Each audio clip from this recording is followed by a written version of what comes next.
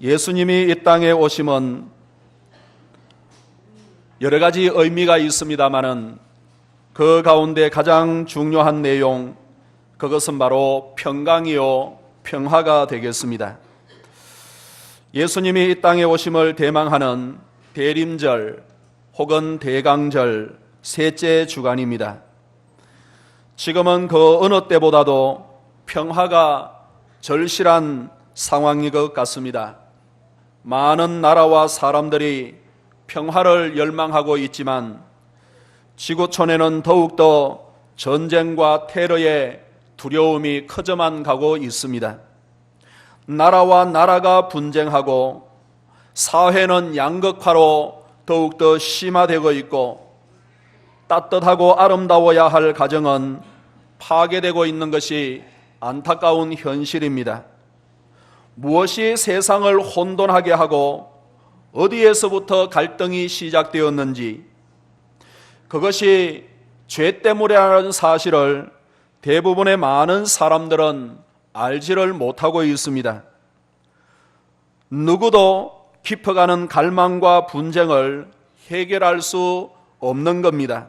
성도 여러분, 오직 평화의 왕으로 오신 예수 그리스도, 그분만이 진정한 평화를 이룰 수 있다는 것을 믿으시는 저와 여러분들이 되기를 주의 이름으로 축원합니다. 평화의 왕으로 오신 예수 그리스도만이 해답인 것을 고백할 수 있는 저와 여러분들이 되고, 신앙과 삶에 그것을 온전하게 고백하고 누릴 수 있는 저와 여러분들이 되기를 원하는 겁니다. 세상 사람들은 예수 그리스도만이 평화를 이룰 수 있는 분이라는 것을 믿지 않고 있습니다. 세상 사람들은 이미 예수 그리스도 안에서 온전하게 이루어진 평화를 이해조차 하지 못하고 있습니다. 왜 그렇습니까?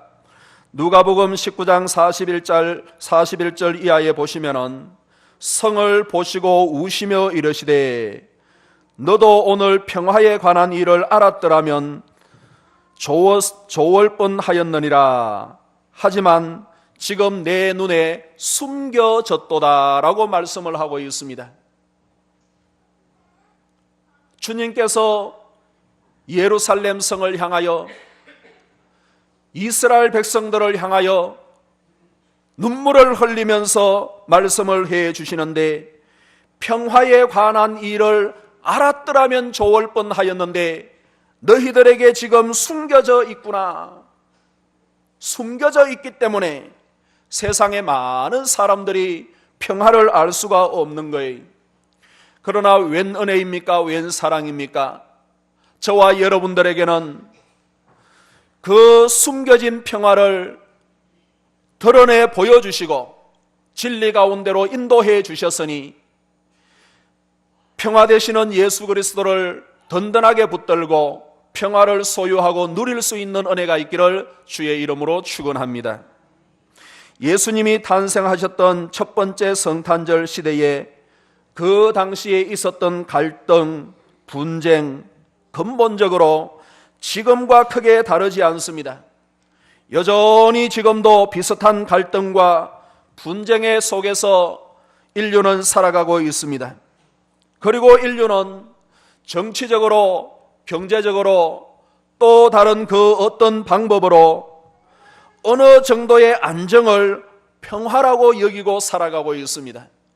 무엇인가 조금 어떤 방법을 통하여 안정이 되면은 그것이 평화인 줄 알아요.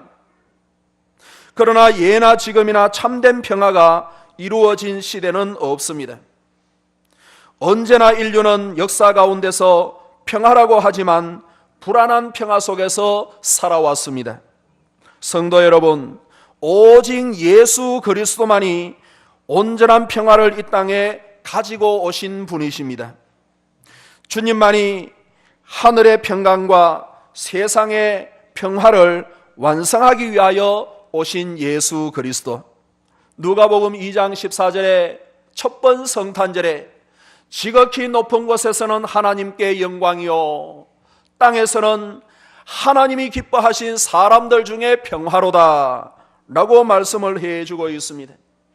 천사들은 첫 번 성탄절에 예수님께서 참된 평화의 왕으로 이 땅에 오셨다는 소식을 온 누리에 다 전해주었습니다. 성도 여러분, 사람과 사람이 함께 기뻐하는 것이 바로 하나님께 영광이에요. 우리가 하나님의 영광, 하나님께 영광 돌린다 하는 것을 인생의 목적이라고 알고 있는데, 하나님께 영광 돌릴 수 있는 방법들이 여러 가지로 많이 있겠습니다마는, 지금 주변에 있는 사람들과 함께 기뻐하고 함께 즐거워하고 함께 평화를 누리는 것이 하나님께 영광이다 라고 말씀을 해주고 있습니다. 때문에 주님은 하나님께 영광한 이 평화를 우리에게 주시고 누리기를 원하고 계시는 겁니다. 그래서 주님의 모든 사역의 중심에는 반드시 평강이 자리를 잡고 있었습니다.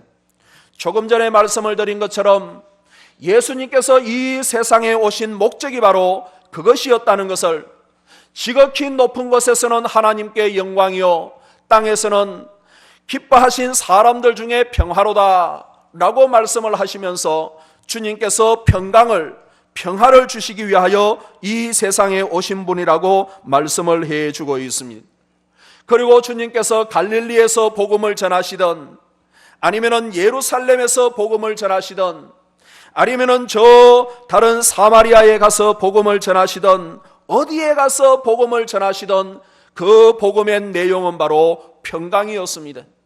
물론 독사의 자식들아 회개하라 라고 말씀을 선포를 하셨는데, 그 말씀도 이면에는 좀 더 깊이 들어가 보면은 평화를 선포하시는 말씀이, 죄로 말미암아 하나님과 사람들 사이에, 사람과 사람들 사이에, 나와 세상의 모든 피조물과의 관계 속에서 얼룩지고 갈등이 일어나고 있는 부분들이 많이 있기 때문에, 아니 모든 것이 죄의 문제이기 때문에 주님께서는 회개하라, 이것은 다른 말씀으로 평강을 선포하시는 내용이었습니다. 그래서 요한복음 4장 27절에 보니까 평안을 너희에게 끼치노니 곧 나의 평안을 너희에게 주노라. 너희는 마음에 근심하지도 말고 두려워하지도 말라 라고 말씀을 해주고 있습니다. 이 세상의 평안은 잠시 잠깐이요 영원하지 않습니다. 그러나 주님께서 주시는 평안은 영원한 평강이요 진정한 평화입니다. 때문에 주님께서는 나의 평안을 너희에게 주노라, 끼치노라 라고 말씀을 하고 있습니다. 주님께서 평강이라는 말씀이, 주님 밖에는 평강이 없다는 말씀이, 주님께서 주시는 평안으로 모든 근심과 걱정과 염려를 물리칠 수 있는 교회와 성도들이 되기를 간절히 원합니다. 주님은 제자들을 파송을 하실 때에도 제자들이 전해야 할 내용의 중심에 평강이었던 것을 말씀을 해주고 있습니다. 마태복음 10장 12절에 보면은 또 그 집에 들어가면서 평안하기를 빌라. 그 집이 이에 합당하면 너희 빈 평안이 거기 임할 것이요 만일 합당하지 아니하면 그 평안이 너희에게 돌아올 것이니라 라고 말씀을 해주고 있습니다. 제자들이 가는 곳곳마다 주님께서는 평강을 빌라고 하셨는데, 받기에 합당하면은 그들이 평강을 누리게 될 것이지만은 그들이 합당하지 아니하면은 그 평강이 나에게로 돌아올 것이라. 그래서 성도 여러분, 감사하는 성도가 더 감사하게 되는 거예요. 평화를 끼치고 평화를 만들어가고 피스메이커가 되는 사람이 더 큰 피스메이커로, 더 평강으로 자신이 누리고 다른 사람들에게도 그렇게 누리게 할 수 있는 거예요. 이 자리에 계시는 우리 모든 성도들, 주님께서 제자들을 파송하실 때 평강을 선포하라 하신 것처럼 성탄절을 앞두고 있습니다. 아니 이 세상을 살아갈 때 우리가 평강을 선포를 하고 평강의 주인공들이 다 되어질 수 있기를 간절히 원합니다. 여러분들과 여러분들의 가정에 평강을 해치는 것이 무엇입니까? 무엇이 여러분들의 가정에 평강을 앗아가려고 하고 있습니까? 평강을 원하시는 주님께 그것을 내려놓고 온전히 맡기시기를 원하는 거예요. 주님은 여러분들의 가정과 삶의 터전에 평강을 주시기를 원하고 계시기 때문에. 그리고 주님께서 고난을 당하시는데 십자가에 못 박혀 고난을 당하시는 그 일련의 모든 고난의 과정은 바로 우리에게 진정한 평화와 평강을 주시기 위하여.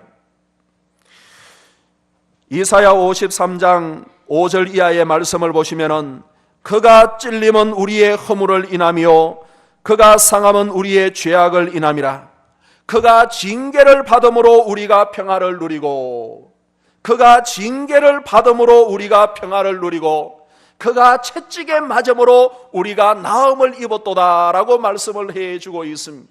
모든 예수님의 십자가 사건, 엘리 엘리 라마 사박다니 하시면서 한 방울의 피와 한 방울의 물까지 다 흘려주시는 그 내용은 바로 우리에게 평강을 주시기 위하여. 이렇게 주님께서 가장 간절하게 원하시는 소원이 있으시다면 그것은 바로 평강입니다. 주님께서 그토록 원하신다면 성도 여러분, 우리가 평강을 소유할 수 있지 않겠습니까? 주님께서 그토록 원하신다면 우리가 평강을 누릴 수 있지 않겠습니까? 그분은 천지를 창조하시고 지금도 말씀으로 세상을 운행하고 계실 뿐만 아니라 하늘 보좌 우편에서 우리를 위하여 중보하시고 우리에게 소원을 주시고 우리에게 기도를 하시게 하시는데, 주님께서 그토록 원하시는 것이 바로 평강이라고 한다면 우리가 그 평강을 소유하고 누릴 수 있지 않겠느냐 하는 말씀이, 저는 이 자리에 계시는 우리 모든 성도들이 주님께서 그토록 갈망하는 평강을 소유하고 누릴 수 있는 은혜가 있기를 주의 이름으로 축복합니다. 우리가 주님을 깊이 묵상하고 온전히 의지할 수 있다고 한다면 폭풍 가운데서도 평강할 수 있는 거예요.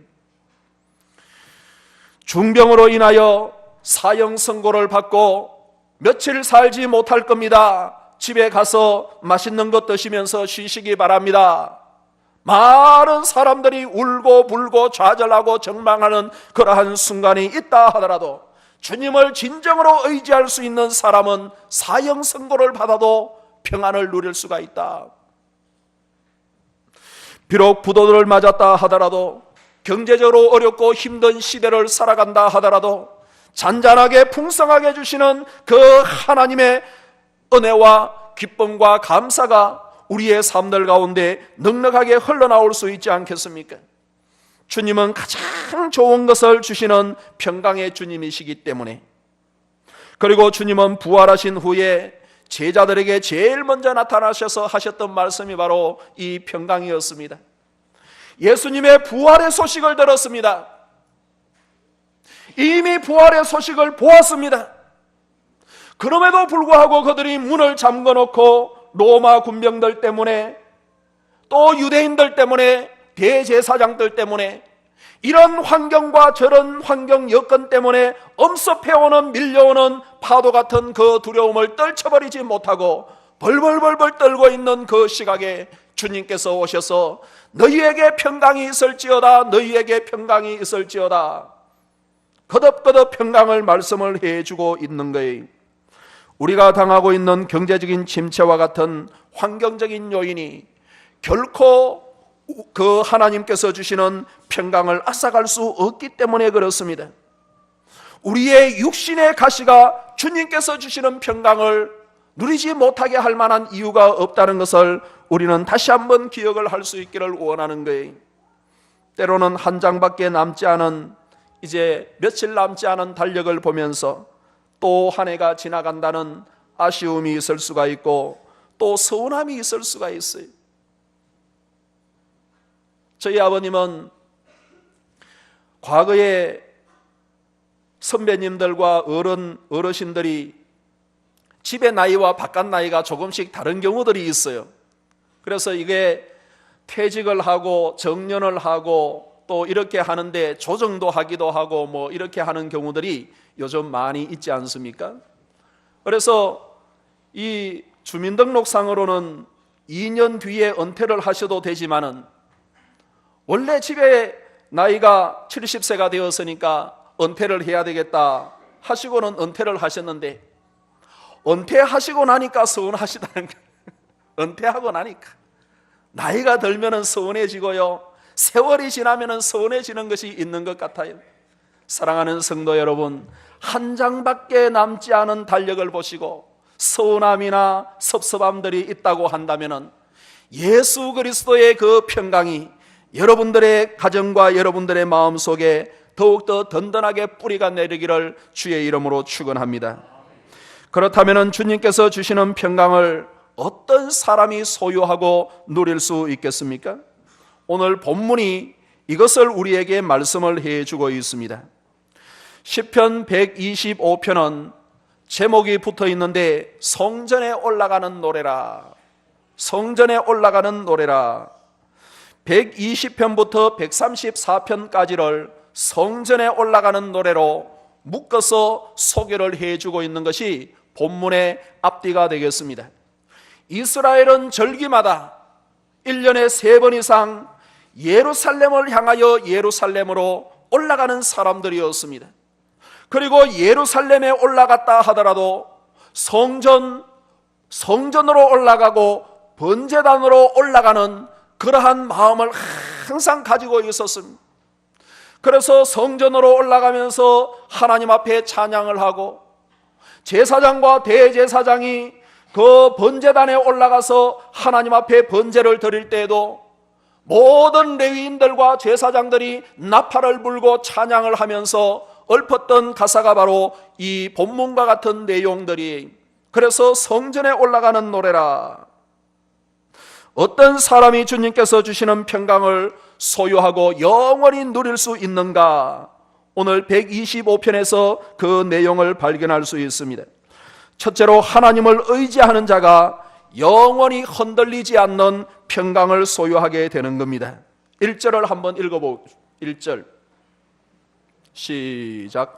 여호와를 의지하는 자는 시온산이 흔들리지 아니하고 영원히 있음 같도다. 흔들리지 않는 산처럼 아무리 강한 바람이 불어도 그 자리에 여전히 버티고 있는 큰 바위처럼 하나님을 의지하는 사람은 영원히 흔들리지 않는 평강을 소유하게 된다 하는 내용의 말씀이, 잠시 잠깐 흔들리더라도 곧바로 평정심을 잡는 것 아니겠습니까? 흔들리는 분이 계십니까? 염려와 걱정과 불안으로 흔들리는 분이 계십니까? 이렇게 한번 기도하시면 어떨까요? 하나님, 주를 의지하는 사람들에게는 시온산이 흔들리지 않는 것처럼 영원토록 요동하지 않는다고 하셨사오니 나에게 영원토록 요동하지 않는 평강의 평강을 더하여 주옵소서. 주님께서 기뻐하시는 기도의 제목이기 때문에 우리가 담대하게 하나님 앞에 기도할 수 있고, 주님께서 저와 여러분들에게 주시는 평강에 영원토록 흔들림이 없게 되는 줄로 믿습니다. 히브리서 11장 1절에 보시면은 믿음은 바라는 것들의 실상이요 보이지 않는 것들의 증거니 선진들이 이로써 증거를 얻었느니라 라고 말씀을 해주고 있습니다. 믿음은 바라는 것들의 실상이다. 믿음은 실제고 실상이라는 말씀이에요. 그렇다면 이 히브리서 11장 1절에서 말씀하고 있는 믿음의 본질, 믿음의 내용이 무엇입니까? 그것은 바로 하나님의 말씀이라는 거예요. 하나님의 말씀에 대한 믿음이 실제로 실상으로 드러나게 하신다는 것을 많은 믿음의 선배들이 보여준 것이 바로 성경이라는 말씀이 되겠습니다. 아브라함은 100세의 아들을 얻을 것이라는 그 하나님의 말씀을 붙들게 되었을 때 그는 100세의 아들을 낳았습니다. 여호수아와 갈렙은 너희에게 가나안 땅을 주실 것이라 라는 선조들에게 430년 전에 하셨던 그 말씀을 나의 말씀으로 믿게 되었을 때 그 믿음 말씀대로 그들은 가나안 땅에 들어가는 주인공들이 될 수 있었습니다. 여호수아와 갈렙 주변의 많은 사람들은 이제는 우리는 저 가나안 땅으로 들어갈 수가 없습니다. 지도자를 세워서 다시 저 애굽으로 돌아가십시다. 대부분의 모든 사람들이 이 길이 아니고 저 길이라고 했지만은 여호수아와 갈렙은 믿음의 길을 선택한 사람이었습니다. 200만 가운데 2명밖에 이 길을 선택하지 않았지만은 여호수아와 갈렙은 그 믿음의 길을, 말씀을 나의 것으로 소유하고 나의 것으로 고백하는 길을 선택을 하여 마침내 가나안 땅에 들어가는 것을 볼 수가 있습니다. 이렇게 말씀은 그대로 믿으면 실상으로 실제로 앞에 나타나게 되는 거예요. 때문에 본문 1절에서 이렇게 말씀을 하고 있습니다. 여호와를 의지하는 자는, 여호와를 의지하는 자는, 이렇게 하나님을 의지하며 신뢰하는 자들은 산이 흔들리지 않고 요동하지 않는 것처럼 여호와께서 그 마음을 지켜주시고 평강에서 평강으로 인도해 주시는 줄로 믿습니다. 성도 여러분, 여러분들의 마음을 흔들어 놓는 환경보다 더 크신, 영원토록 변함이 없으신 하나님의 말씀을 붙드는 저와 여러분들이 되기를 간절히 원합니다. 하나님을 의지하는 자는 두렵고 크게 보였던 환경조차도 주를 온전하게 의지하는 그 순간부터 메뚜기로 보이게 되는 거예요. 하나님을 온전하게 의지하는 자들은 하나님을 온전하게 의지하는 그 순간부터 난공불락으로 여겨졌던 여리고성이 아이들이 소꿉장난하는 모래성으로 보이기 시작하는 거예요. 평강의 주님을 진심으로 의지하여 평강을 누리는 저와 여러분들이 되기를 주의 이름으로 축복합니다. 둘째로, 하나님께서 보호하시는 자가, 주께서 보호하시는 자가 영원한 평강을 소유하게 됩니다. 2절의 말씀을 한번 읽어보겠습니다. 2절의 말씀 시작. 산들이 예루살렘을 두름과 같이 여호와께서 그의 백성을 지금부터 영원까지 두르시리로다. 예루살렘만 하더라도 상당히 높은 지역에 성이 세워졌습니다. 700고지가 넘는 곳에 예루살렘 성이 있어요. 그런데 예루살렘 주변은 병풍처럼 더 높은 산들이 둘러 있습니다. 두르다 하는 이 말은 보호하다, 울타리를 치다, 싸서 가려주다 하는 의미가 있습니다. 산들이 예루살렘을 두르신과 같이 실제 예루살렘은 높지만은 그 주변의 동서남북으로 더 높은 산들이 둘러싸 있는 거예요. 동쪽은 감난산, 올리브산이 둘러져 있지요. 그리고 이 서쪽과 남쪽으로는 시온산이 둘러져 있습니다. 그리고 북동쪽으로는 스코푸스라 하는 산이 그렇게 둘러져 있는 거예요. 거의 동서남북으로 빙 둘러져 산들이 있으니까 이 예루살렘은 천혜의 요새 때문에 고대 예루살렘은 아프리카와 유럽과 아시아를 연결하는 전략적으로 아주 중요한 곳이었지만은 결코 함락당할 수 없는 요새 가운데 하나였습니다. 우리나라 이상으로 예루살렘 성은 많은 외침이 있었지만은 하나님께서 그 성문을 열어주신 2번을 제외하고는 결코 정복을 당하지 않았습니다.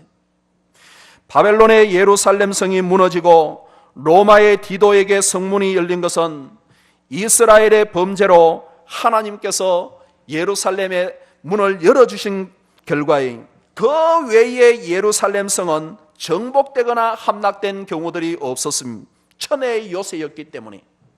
그러나 예루살렘이 그 무엇보다도 견제할 수 있었던 것은 자연의 힘이 아니라 하나님의 보호하심의 은혜였습니다. 하나님께서 예루살렘을 두르고 보호하셨기 때문에 지금까지 건재하게 되는 거예요. 스가랴 2장 5절의 말씀을 보니까 여호와의 말씀에 내가 불로 둘러싼 성곽이 되어 그 가운데서 영광이 되리라. 불로 둘러싼 성곽이 되어 하나님께서 그렇게 둘러싸 보호하시니까 이스라엘과 그 주민들이 평강을 누릴 수가 있다. 그렇습니다. 성도의 평강은 세상으로부터 오는 평강이 아니 하나님으로부터 오는 겁니다. 성도의 평강은 세상의 그 무엇으로 지켜지는 것이 아니라 하나님으로부터 지켜지는 거예요. 건강을 위해서 열심히 운동을 한다고 건강이 지켜지는 것이 아니, 많은 재물을 얻고 높은 지위에 올라간다고 해서 평강이나 축복이 지켜지는 것이 아니잖아요. 하나님께서 성도의 마음을 두르시고 삶의 터전에 울타리가 되어 주실 때 온전한 평강을 누리고 소유할 수 있는 거예요. 저는 이 자리에 계시는 우리 모든 성도들과 삶의 터전에 하나님께서 울타리가 되어 주시고 문빗장을 하나님께서 든든하게 채워주시기를 주의 이름으로 축복합니다. 히브리서 1장 14절의 말씀을 보시면 모든 천사들은 부리는 영으로 구원 얻은 후사들을 위하여 섬기라고 보내심이 아니냐라고 말씀을 하고 있습니다. 천사들 역시 영적인 존재이들이기 때문에 우리 눈으로는 보이지 않지만은 지금 이 자리에도 많은 천사들이 함께 우리와 함께 하나님 앞에 예배드리고 있는 줄로 믿습니다. 천사들이 우리를 보호하고 있는 거예요. 우리의 손이 닿는 곳, 우리의 시선이 머무는 곳, 우리의 발걸음이 가는 곳곳마다 천사들이 우리를 보호하시. 그리고 천사는 영적인 존재라 보이지 않지만은 우리를 둘러 보호하고 인도하여 마침내 하나님 앞에 더욱더 영광 돌리게 하시는 거예요. 주님을 온전히 신뢰함으로 평강의 평강을 소유하고 누리는 교회와 성도들이 다 되어지기를 간절히 원합니다. 그런데 우리의 평강을 호시탐탐 노리는 것들이 있습니다. 그것이 무엇이겠습니까? 우리의 평강을 빼앗아가려고 하는 것들이 있어요. 우리 3절의 말씀을 한번 읽어보겠습니다. 3절의 말씀 시작. 악인의 규가 의인들의 땅에서는 그 권세를 누리지 못하리니 이는 의인들로 하여금 죄악의 손을 대지 아니하게 함이로다. 악인이 결코 의인들을 손대지 못하리로다 하는 내용인데요, 이 악한 존재들, 죄악이 호시탐탐 노리고 있는 거예요. 악인의 규라 하는 것은 악인의 막대기, 악인의 지팡이, 악인들의 통치, 다스림, 이러한 것들을 가리키는 말인데, 본문에서 악인은 이스라엘 주변에 있는 나라들을 가리키는 말이, 이스라엘 백성들이 성전에 올라가는 것을 주변 이방 나라들은 싫어하여 이스라엘을 올라가지 못하게 하는 일들이 얼마나 많이 있었습니까? 그래서 이 땅에 성도의 평강을 호시탐탐 노리는 존재들이 있는데, 그것은 악한 세력들, 사탄의 세력들, 혹은 악한 구조들, 뭐 이런 것들. 더 나아가서 5절에 한 가지 더 말씀을 해주고 있습니다. 5절을 한번 읽어보겠습니다. 시작. 자기의 굽은 길로 치우치는 자들은 여호와께서 죄를 범하는 자들과 함께 다니게 하시리로다.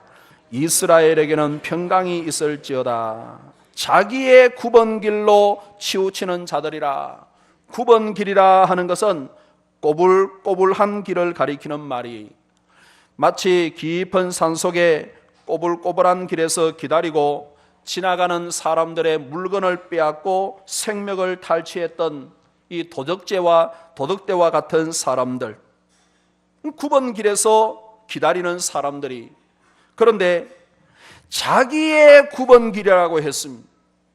곧고 진리이신 하나님의 말씀이 아니라 자신의 생각이나 사상이나 방법이나 습관에 치우치는 자들은 그것이 9번 길이 되어서 도리어 자신을 해하거나 평강을 빼앗아갈 수밖에 없다 하는 내용의 말씀이, 이렇게 우리의 잘못된 생각이 우리의 평강을 빼앗아가는 거예요. 그리고 악한 세력들이 우리의 평강을 도둑질해 가려고 하는 거예요. 그러나 3절의 말씀은 무엇이라고 하고 있습니까? 3절의 말씀을 다시 한 번 더 읽어보겠습니다. 3절의 말씀 시작. 악인의 규가 의인들의 땅에서는 그 권세를 누리지 못하리니 이는 의인들로 하여금 죄악에 손을 대지 아니하게 함이로다. 하나님께서 지켜주시는 평강이 이 자리에 계시는 우리 모든 교우들에게 함께하기를 주의 이름으로 축원합니다. 주를 의지하는 자들, 주의 말씀을 믿음으로 붙드는 자들, 온전한 평강으로 하나님께서 손을 대지 아니하게 하시리로다 라고 말씀을 해주고 있습니다. 성도 여러분, 겉으로 보기에는 악인이 득세하는 것 같고 죄가 승리하는 것 같습니다. 속이는 사람들이 잘 되는 것 같아요. 무엇인가 청탁을 하면은 더 좋은 것을 쉽게 많이 얻는 것 같습니다. 선한 사람들이 무자비하게 짓밟히고 억압을 당하는 경우들이 종종 있습니다. 그러나 성도 여러분, 하나님은 살아계시는 줄로 믿습니다. 살아계시는 하나님, 살아계시는 하나님께서 하나님을 의지하는 자들을 반드시 지켜주시고 승리하게 하시는 거예요. 하나님의 나라, 하나님의 말씀, 그것은 겨자씨처럼 작아 보이지만은 그 겨자씨는 살아있는 생명이 있기 때문에 마침내 나라를 이루고 일가를 이루고 하나님의 나라가 무엇인지를 증거하게 하는 거예요. 하나님의 방법은 마치 밀가루에 넣는 아주 작은 양의 이스트와 같은 미약해 보이는 것이지만은 그 이스트는 변화시키는 능력이 있기 때문에 작은 분량이지만은 큰 떡덩이를 크게 하고 더 크게 하는 능력이 있는 것을 볼 수가 있습니다. 주의 말씀이, 주를 의지하는 자들이 그렇다는 것을 우리에게 말씀을 해주고 있습니다. 하나님께서 주신 영원한 평강을 소유하고 누렸던 사도 바울은 이렇게 고백을 하고 있습니다. 데살로니가 후서 3장 16절에 보니까 평강의 주께서 친히 때마다 일마다 라는 표현이 저는 얼마나 좋은지 몰라요. 하나님께서, 평강의 주께서 친히, 누구 시키는 것도 아니에요, 친히 일마다 때마다 시간마다 분초마다 너희에게 평강을 주시고 주께서 너희 모든 사람과 함께 하시기를 원하노라. 말씀을 맺습니다. 성탄절의 가장 중심된 의미 가운데 하나가 바로 평화, 평강입니다. 주님은 우리에게 영원하고 온전한 평강을 주시기 위하여 이 세상에 오셨습니다. 세상의 거짓된 평강에 미혹되지 마시고 주님을 온전하게 신뢰하고 그분의 보호하심으로 말미암아 영원한 온전한 평강을 소유하고 누릴 수 있는, 더 나아가 증가할 수 있는 저와 여러분들이 되기를 주의 이름으로 축복합니다. 기도하겠습니다. 하나님 아버지, 감사합니다. 세상에는 미혹하는 것도 많이 있고 빼앗아 가려고 하는 것도 많이 있는 것을 보게 됩니다.